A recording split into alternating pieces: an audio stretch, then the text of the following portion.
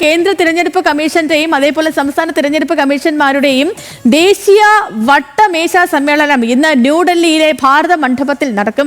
27 വർഷത്തെ ഇടവേളയ്ക്കു ശേഷമാണ് തിരഞ്ഞെടുപ്പ് കമ്മീഷൻ ഇത്തരത്തിലൊരു വട്ടമേശ സമ്മേളനം വിളിക്കുന്നത്. മുഖ്യ തിരഞ്ഞെടുപ്പ് കമ്മീഷണർ ഗ്യാനേഷ് കുമാർ വട്ടമേശ സമ്മേളനത്തിൽ അധ്യക്ഷത വഹിക്കും.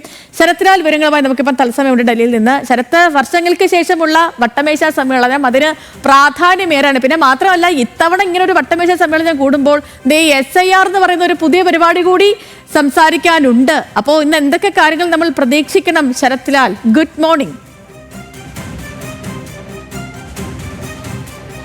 Good morning Sethulakshmi. കാരണം മുഖ്യ തെരഞ്ഞെടുപ്പ് കമ്മീഷൻ ഗാനേഷ് കുമാറാണ് ഇത്തരമൊരു സമ്മേളനം വിളിച്ചിരിക്കുന്നത്. കാരണം 27 വർഷത്തിന് ശേഷം, അതായത് TN ശേഷത്തിന് ശേഷം ഇത്തരമൊരു വട്ടമേശ സമ്മേളനം മുഴുവൻ തെരഞ്ഞെടുപ്പ് ഓഫീസർമാരുടെയും COമാരെയും സംസ്ഥാനത്തെ തെരഞ്ഞെടുപ്പ് കമ്മീഷൻ ചെയർമാൻമാരെയും കൂടി യോഗമാണ് വിളിച്ചു ചേർത്തിരിക്കുന്നത്. ഇതിൻ്റെ പ്രത്യേകതയുണ്ട്. കാരണം സംസ്ഥാനത്ത് 2 തെരഞ്ഞെടുപ്പ് അധികാരികളുടെ, ഒന്ന് കേന്ദ്ര തെരഞ്ഞെടുപ്പ് കമ്മീഷനെ നേരിട്ടുള്ള ഉദ്യോഗസ്ഥർ CEO, രണ്ടാമത്തെ സംസ്ഥാന തെരഞ്ഞെടുപ്പ് കമ്മീഷൻ, തദ്ദേശ തെരഞ്ഞെടുപ്പ് നടത്തുന്ന സംസ്ഥാന സർക്കാരിൻ്റെ കീഴിലുള്ള തെരഞ്ഞെടുപ്പ് കമ്മീഷൻ, ഇവരെ അടക്കം ഒന്നിച്ചുള്ള ഒരു വട്ടമേശ സമ്മേളനമാണ് ഗാനേഷ് കുമാർ വിളിച്ചു ചേർത്തിരിക്കുന്നത്.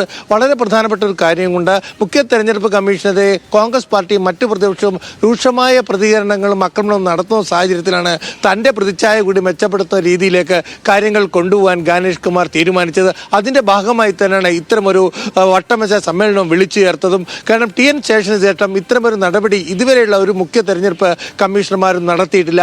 അതുതന്നെയാണ് SIRും അവസാനം നടത്തിയത് TN ശേഷന്റെ കാലത്താണ്. തുടർച്ചയായിട്ട് ഒരു TN ശേഷൻ ആവാനുള്ള, അല്ലെങ്കിൽ അത്തരമുള്ള പരിഷ്കാരങ്ങൾ നടത്താനുള്ള, തെരഞ്ഞെടുപ്പ് ചട്ടങ്ങളിലും തെരഞ്ഞെടുപ്പ് നടത്തിപ്പിലും പരിഷ്കാരങ്ങൾ നടത്താനുള്ള ശ്രമമാണ് ഗാനേഷ് കുമാർ. അതിൻ്റെ ഒരു നാന്ദിയായി കൂടി വേണം നമുക്ക് ഈ വട്ടമേശ സമ്മേളനത്തെ കാണാൻ. ഏതായാലും ഇതിൽ വളരെ പ്രധാനപ്പെട്ട ചർച്ച ചെയ്യപ്പെടുന്നത് തദ്ദേശ തെരഞ്ഞെടുപ്പും അതേപോലെ തന്നെ ദേശീയ തലത്തിലുള്ള നിയമസഭാ തലത്തിലുള്ള തെരഞ്ഞെടുപ്പിലും എങ്ങനെ ഏകീകരിക്കാം എന്നുള്ളതാണ്. ഒരു ഇന്ത്യ ഒരു ഇലക്ഷൻ എന്ന നടപടിയിലേക്ക് കാര്യങ്ങൾ പോകുമ്പോൾ അതിന് മുന്നോടിയായുള്ള ഒരു ചർച്ചകളുടെ തുടക്കം മാത്രമായിട്ട് ഈ വട്ടമേശ സമ്മേളനത്തെ നമുക്ക് കാണാൻ കഴിയും. ജയലക്ഷ്മി. ഓക്കെ ശരത്ലാൽ, ശരി. ശരത്ലാലാണ് വിശദ വിവരങ്ങൾ പ്രേക്ഷകരിലേക്ക് എത്തിച്ചത്. നോക്കൂ,